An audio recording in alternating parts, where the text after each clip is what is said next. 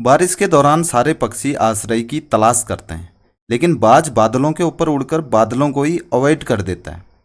समस्याएं सबकी कॉमन हैं, लेकिन आपका एटीट्यूड इनमें डिफरेंस पैदा करता है। हेलो दोस्तों, कैसे हो आप लोग? चलो भाई, पेन पेपर उठा लो। हम कर रहे थे भारतीय राज्य व्यवस्था महा मैराथन, यहाँ पर चल रही है। 4 क्लासें ऑलरेडी कर चुके हैं। आज हम यहाँ पे 5th क्लास करेंगे, जिसमें हम पढ़ेंगे राज्य के नीति निर्देशक सिद्धांत। इसके अलावा जितने भी हमारे मौलिक कर्तव्य हैं वो भी हम यहाँ पर देखेंगे। और अंत में जो MCQs हैं उनके आंसर देना आप मत भूलिए, वो सबसे ज़्यादा इंपॉर्टेंट है आपके लिए। पिछली क्लास के जो MCQs थे वो हम यहाँ पर डिस्कस करेंगे, उनके आंसर आज मैं आपको यहाँ पे बताऊंगा। ये जो मैराथन है ये आपके SSC, bank, railway, Delhi police, UPSC, PCS जितने भी आपके एग्ज़ाम होते हैं, गवर्नमेंट एग्ज़ाम होते हैं, उन सभी के लिए बहुत ज़्यादा इंपॉर्टेंट है, तो आप इन्हें ज़रूर अच्छे से करेंगे। तो चलिए शुरू करते हैं। तो देखिए भाई, पिछली क्लास का जो हमारा यहाँ पर MCQs थे, सबसे पहले आपका नागरिकता से संबंधित अनुच्छेद संविधान के किस भाग में है? In which part of the constitution are the articles related to citizenship? आपके ऑप्शन थे भाग 1, भाग 2, भाग 3 या भाग 4। तो देखो, इसका जो राइट आंसर था वो ऑप्शन बी हो जाएगा। ठीक है, जो नागरिकता है वो आपके भाग 2 में है, जिसमें आपके 5 से लेकर 11 तक के अनुच्छेद आते हैं। तो ये आपको याद रखना है, इसका ऑप्शन बी यहाँ पर राइट था। आप लोगों ने चैनल को अगर सब्सक्राइब नहीं किया तो चैनल को ज़रूर सब्सक्राइब करें, आपके लिए बहुत ज़्यादा इंपॉर्टेंट मैं यहाँ पर वीडियो लेके आता हूँ। और वीडियो अपने दोस्तों के साथ शेयर करें, वीडियो में लाइक कमेंट ज़रूर करें। और जो हमारा 1000 का टारगेट है उसको पूरा करने में आप ज़रूर मेरी मदद करेंगे, ऐसी मुझे उम्मीद है। तो चलिए दूसरा क्वेश्चन देखते हैं। अस्पृश्यता का उन्मूलन संविधान के किस अनुच्छेद के अंतर्गत आता है? Abolition of untouchability comes under which article of the constitution? Most important question. तो ये आपका आता है अनुच्छेद 17 में, तो ऑप्शन सी यहाँ पे राइट हो जाएगा। ठीक है, चलिए उसके बाद था आपका क्वेश्चन था, किस संविधान संशोधन के द्वारा संपत्ति के अधिकार को मौलिक अधिकार की सूची से हटा दिया गया है? By which constitutional amendment the right to property has been removed from the list of fundamental rights? तो वो कौन सा संविधान का अनुच्छेद था, संविधान संशोधन था जिसके द्वारा जो संपत्ति का अधिकार है उसको मौलिक अधिकार से हटा दिया गया? तो इसका जो राइट आंसर है वो हो जाएगा आपका ऑप्शन बी, जो आपका 44वां संशोधन हुआ था 1978 में। ठीक है, इसके तहत क्या किया गया कि जो आपका संपत्ति का अधिकार है उसको मौलिक अधिकार की सूची से हटाकर उसको कानूनी अधिकार बना दिया गया। चलिए अब देखिए, ये जो अनुच्छेद है आपका 31 और 19 ए, इसमें आपके संपत्ति के अधिकार से संबंधित अनुच्छेद थे 31 और जो 19 ए है। पहले ये मौलिक अधिकार में आता था, अब इसको हटा के क्या कर दिया, जो आपका अनुच्छेद 300 ए है उसके अंतर्गत इसको डाल दिया गया है। ठीक है, और ये क्या है, कानूनी अधिकार बन गया अब। तो ये आपका ऑप्शन बी यहाँ पर राइट हो जाएगा। 44th अमेंडमेंट जो हुआ था। उसके बाद है अगला क्वेश्चन, प्राण एवं दैहिक स्वतंत्रता का अधिकार संविधान के किस अनुच्छेद के अंतर्गत आता है? Right to life and personal liberty comes under which article of the constitution? तो जो प्राण और दैहिक स्वतंत्रता का अधिकार है वो आपका आता है अनुच्छेद 21 के अंतर्गत। ठीक है, जो आर्टिकल 21 है उसमें क्या आता है, आपका प्राण और दैहिक स्वतंत्रता का अधिकार आता है। तो ऑप्शन बी यहाँ पे राइट हो जाएगा। चलिए अगला देखते हैं। निम्न में से किस अधिकार को डॉक्टर भीमराव अंबेडकर द्वारा संविधान की आत्मा कहा गया है? Which of the following rights has been called the soul of the constitution by doctor Bhimrao Ambedkar? तो देखो, इसका जो राइट आंसर है वो हो जाएगा आपका ऑप्शन बी, जो संवैधानिक उपचारों का अधिकार है। यह आपका आर्टिकल 32 में आता है। इसको डॉक्टर भीमराव अंबेडकर ने संविधान की आत्मा कहा है। ठीक है, तो ऑप्शन बी यहाँ पे राइट हो जाएगा। तो ये थे हमारे पिछली क्लास के MCQs। और एक चीज़ मैं यहाँ पे और आपको बताना चाह रहा हूँ कि हमने पिछली क्लास में क्या पढ़ा था, संवैधानिक उपचारों का अधिकार पढ़ा था। ठीक है, इसी को भीमराव अंबेडकर ने संविधान की आत्मा कहा है। ये आपके अनुच्छेद 32 में आता है। अब देखिए, जो आर्टिकल 32 है वो क्या करता है कि जब आपके मौलिक अधिकारों का हनन होता है तो इस अनुच्छेद के तहत आप सर्वोच्च न्यायालय में अपील कर सकते हैं अपने मौलिक अधिकारों के लिए। तो जो सर्वोच्च न्यायालय है उसको 5 तरह के समादेश, जिसे हम रेट कहते हैं, उसको निकालने की शक्ति है। ये क्या क्या रेट हैं? बंदी प्रत्यक्षीकरण, परमादेश, प्रतिषेध, उत्प्रेक्षण और अधिकार परीक्षा। ये मैंने आपको पिछली क्लास में बताया था और मैंने कहा था कि इनको हम आगे नेक्स्ट क्लास में डिस्कस करेंगे, तो मैं ये चीज़ आपको यहाँ पे बताने वाला हूँ। तो सबसे पहले आता है बंदी प्रत्यक्षीकरण, ठीक है, जिसे हम हैबियस कॉर्पस भी कहते हैं। ये सॉरी कॉर्पस होगा यहाँ पे, एस बी आएगा, ठीक है। तो देखिए जो बंदी प्रत्यक्षीकरण होता है उसमें क्या होता है कि ये उस व्यक्ति की प्रार्थना पर न्यायालय द्वारा जारी किया जाता है जिसे लगता है कि उसे अवैध रूप से बंदी बनाया गया है, और इस रिट के द्वारा जो न्यायालय है वो बंदी बनाने वाले अधिकारी को ये आदेश देता है कि उस व्यक्ति को निश्चित समय पर न्यायालय के समक्ष उपस्थित किया जाए। तो ये है आपका बंदी प्रत्यक्षीकरण। ये काफ़ी बार एग्जाम में पूछा गया है, तो आप ये जरूर याद रखें। उसके बाद आता है परमादेश, जिसे हम मैंडामस कहते हैं। ये एस क्यों गायब हो गया इनमें, ठीक है, इसे हम क्या कहते हैं? मैंडामस। ये कब जारी होता है? जब कोई अधिकारी अपने सार्वजनिक कर्तव्य का निर्वहन नहीं करता, तो इसके द्वारा जो पदाधिकारी है उसको उसके कर्तव्य का पालन करने का अधिकार करने का आदेश जारी किया जाता है। तो इसमें आता आपका परमादेश, ठीक है। जब कोई सार्वजनिक अधिकारी है कोई, वो अपने जो उसके सार्वजनिक कर्तव्य हैं उनको नहीं करता है, तो न्यायालय उसको ये आदेश जारी करता है कि उसके जो कर्तव्य हैं वह उनका पालन करे, तब परमादेश जारी किया जाता है। उसके बाद आपका प्रतिषेध, जिसे प्रोहिबिशियो या प्रोहिबिशन कहते हैं। ये सर्वोच्च न्यायालय तथा उच्च न्यायालय के द्वारा निम्न न्यायालय और अर्ध न्यायिक न्यायाधिकरण को जारी किया जाता है, ठीक है। जो हमारे सुप्रीम कोर्ट हैं या हाई कोर्ट हैं उनके द्वारा, जो उनसे नीचे के कोर्ट होते हैं या जो अर्ध न्यायिक न्यायाधिकरण हैं, उनको ये आदेश जारी किया जाता है कि उनके यहाँ जो भी मामले लंबित हैं, जो उनके अधिकार क्षेत्र में नहीं आते हैं, वह उन पर कार्यवाही न करें, ठीक। तो ये इस आदेश में क्या होता है कि सर्वोच्च न्यायालय या उच्च न्यायालय अपने से छोटे न्यायालयों को ये आदेश जारी करता है कि उनके यहाँ जो लंबित मामले हैं, जो उनके अधिकार क्षेत्र से बाहर हैं, उन पे वो कोई कार्रवाई न करें।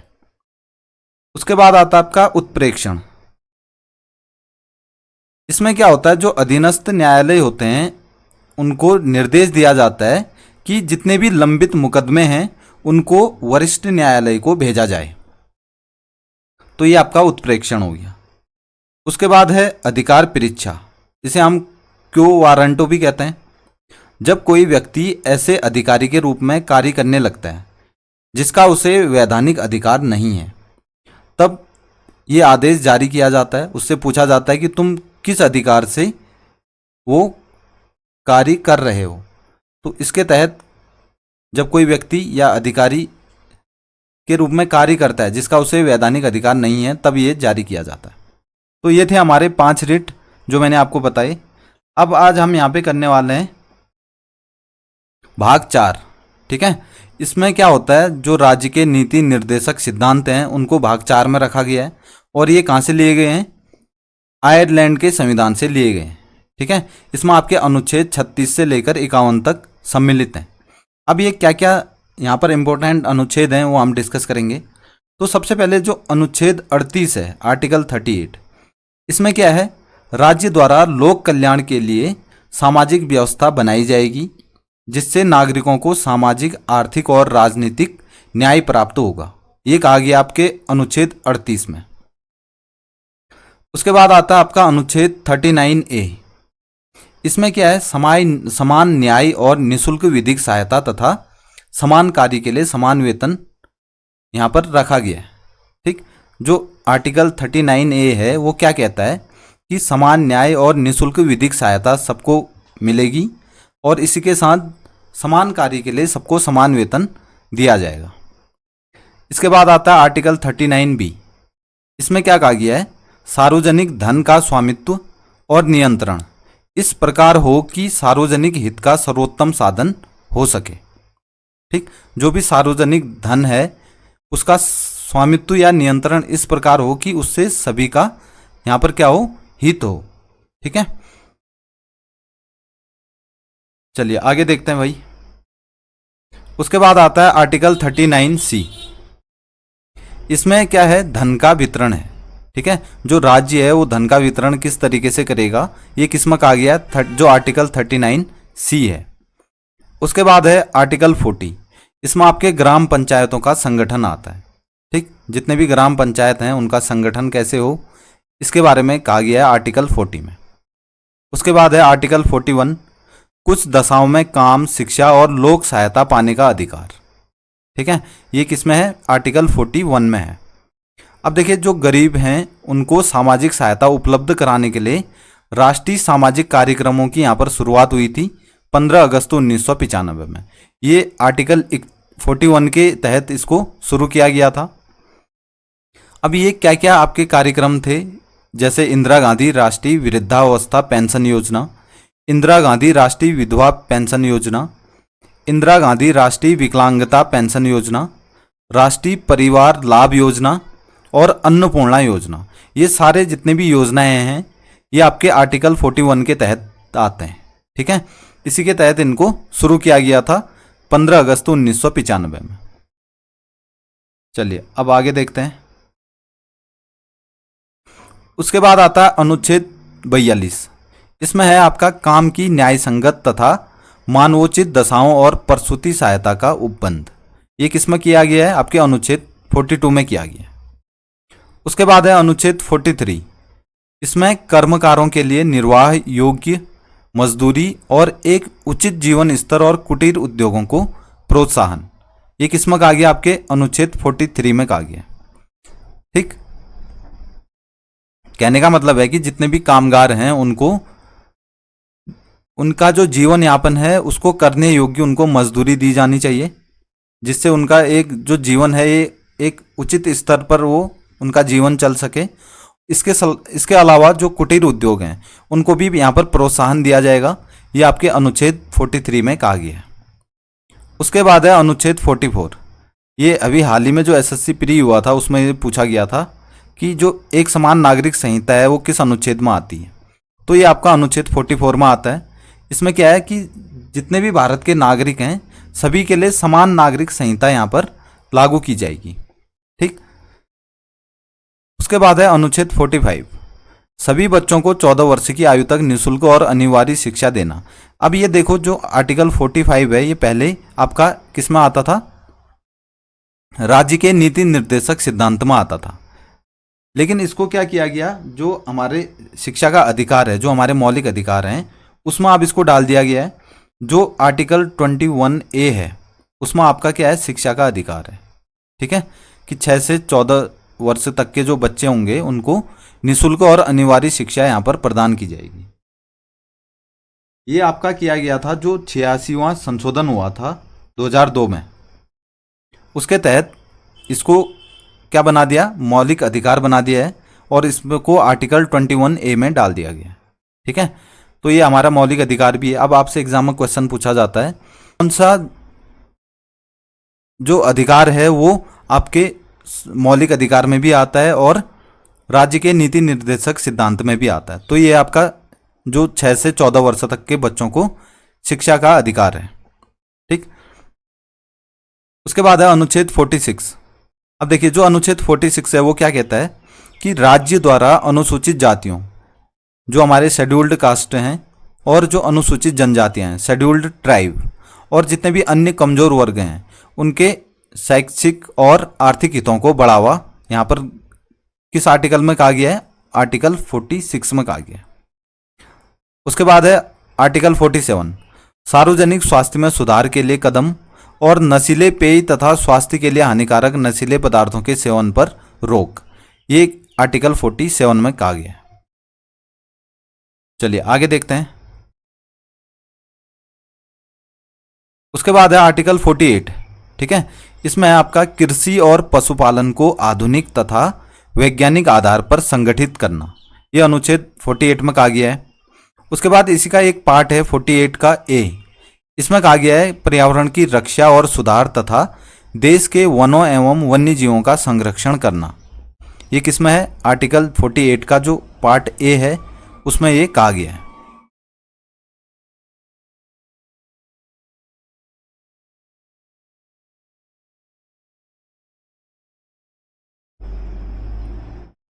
उसके बाद है आपका आर्टिकल 49, ठीक है।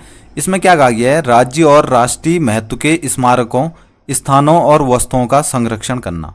जो आर्टिकल 49 है उसमें क्या कहा गया है कि जितने भी राज्य के या जो हमारे राष्ट्रीय महत्व के स्मारक हैं या स्थान हैं या वस्तुएं हैं उनका संरक्षण करना। फिर है आपका आर्टिकल 50।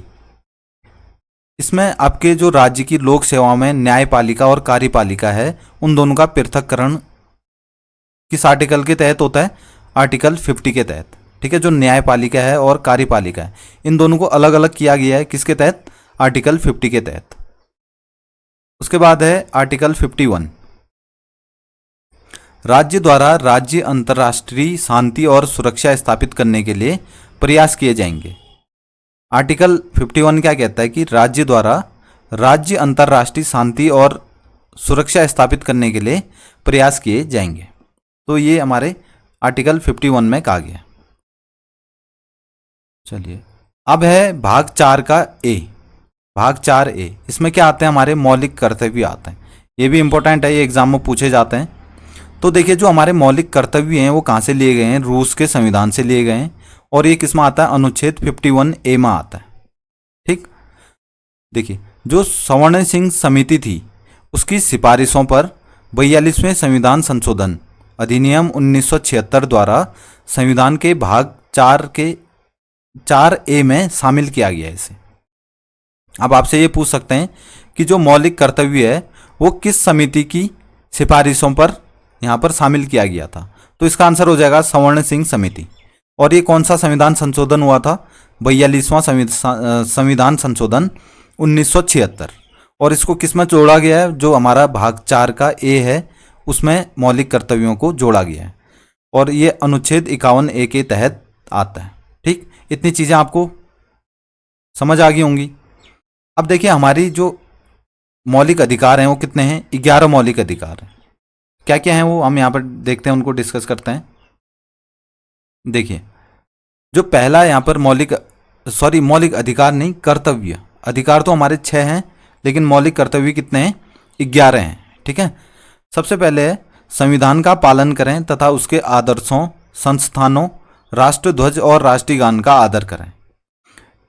दूसरा कर्तव्य है स्वतंत्रता के लिए राष्ट्रीय आंदोलन को प्रेरित करने वाले उच्च आदर्शों को हृदय में संजोए रखें और उनका पालन करें। तीसरा कर्तव्य है भारत की संप्रभुता, एकता और अखंडता की रक्षा करें तथा उसे अक्षुण्ण रखें, ठीक। ये तीसरा यहाँ पर मौलिक कर्तव्य है। उसके बाद है आपका चौथा कर्तव्य है देश की रक्षा करें और आह्वान किए जाने पर राष्ट्र की सेवा करें। पांचवा कर्तव्य है भारत के सभी लोगों में समरसता और समान भ्रातृत्व की भावना का निर्माण करें, ठीक। छठा कर्तव्य है हमारी सामाजिक संस्कृति, ये सामाजिक नहीं सामाजिक होगा ये, ठीक है। सामाजिक, जो हमारी सामाजिक संस्कृति है, संस्कृति की गौरवशाली परंपरा का महत्व समझें और उसका परिरक्षण करें।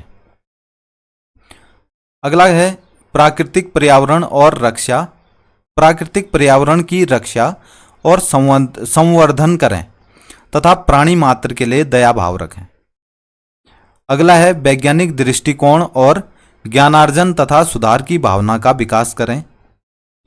सार्वजनिक संपत्ति को सुरक्षित रखें और हिंसा से खुद को दूर रखें। 10वां है व्यक्तिगत और सामूहिक गतिविधियों के सभी क्षेत्रों में उत्कर्ष की ओर बढ़ने का सतत प्रयास करें, जिससे राष्ट्र प्रगति की ओर निरंतर बढ़ते हुए उपलब्धि की नई ऊंचाइयों को प्राप्त करेगा। और 11वां कर्तव्य है 6 से 14 वर्ष की आयु के अपने बच्चों को शिक्षा के अवसर प्रदान करें, ठीक। ये जो आपका 86वां संविधान संशोधन हुआ था 2002 में, उसके तहत इसको शिक्षा के अधिकार में रखा गया है। जो आपका आर्टिकल 21A में आता है, ये मैं अभी आपको बता चुका हूं। और 21 में क्या आता है आपका, जीवन जीने का अधिकार। ठीक है, जीवन जीने का अधिकार, ये आपका 21 में आता है। और 21A में आता है आपका शिक्षा का अधिकार।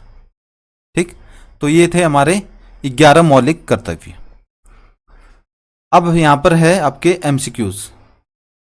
ठीक, अब देखिए ये आपको आंसर खुद देने हैं इनके, और ये मैं अगली क्लास में इनके आंसर बताऊंगा। आप इनके आंसर मुझे कमेंट करेंगे। भारत के संविधान में राज्य के नीति निर्देशक सिद्धांत किस देश के संविधान से लिए गए हैं?